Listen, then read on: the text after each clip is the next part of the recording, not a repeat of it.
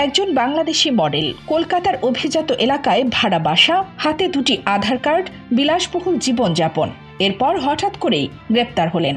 বাংলাদেশের মডেল ও অভিনেত্রী শান্তা পাল এখন ভারতের গোয়েন্দা সংস্থার নজরে। প্রশ্ন, তিনি কি শুধুই এক মডেল নাকি কিছু আরো বেশি?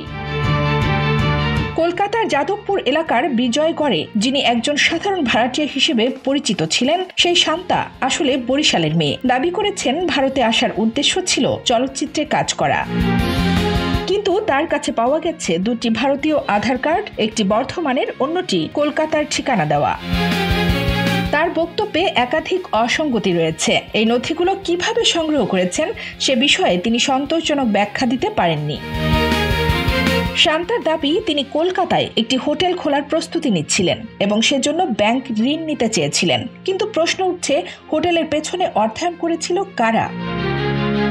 শান্তার কাছ থেকে পাওয়া গেছে তার কথিত বন্ধু সুমন চন্দ্রশীলের পরিচয়পত্র। পুলিশ জানায়, সুমনও বাংলাদেশি নাগরিক, যিনি বেহালার এক নারীকে বিয়ে করে ভারতীয় পরিচয় পেয়েছেন। এখন সুমন লাপাত্তা, পুলিশ তার খোঁজে রয়েছে।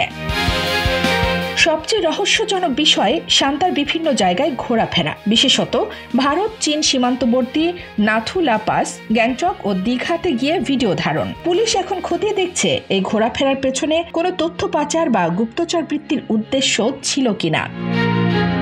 গ্ল্যামার জগৎ কখনো কখনো কভার হিসেবে ব্যবহৃত হয়, বিশেষ করে সীমান্ত এলাকায় উপস্থিতি যথেষ্ট সন্দেহজনক। শান্তা বাংলাদেশে কয়েকটি মডেলিং প্রতিযোগিতায় অংশ নিয়েছেন। ভারতের এক তেলুগু সিনেমায় কাজ করছেন বলে জানান তিনি। এমনকি টলিউডের এক তারকার সঙ্গে কাজ করার কথাও বলছেন। কিন্তু প্রশ্ন রয়ে যায়, শুধু সিনেমা করার জন্য এত গোপনীয়তা ও ভুয়া নথির প্রয়োজন কেন?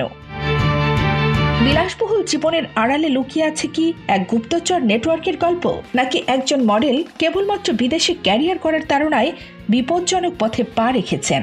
এই প্রশ্নের উত্তর এখন খুঁজে ফিরছে কলকাতা পুলিশের গোয়েন্দা বিভাগ। কানিজ ফাতেমা নিপা, খবর সংযোগ।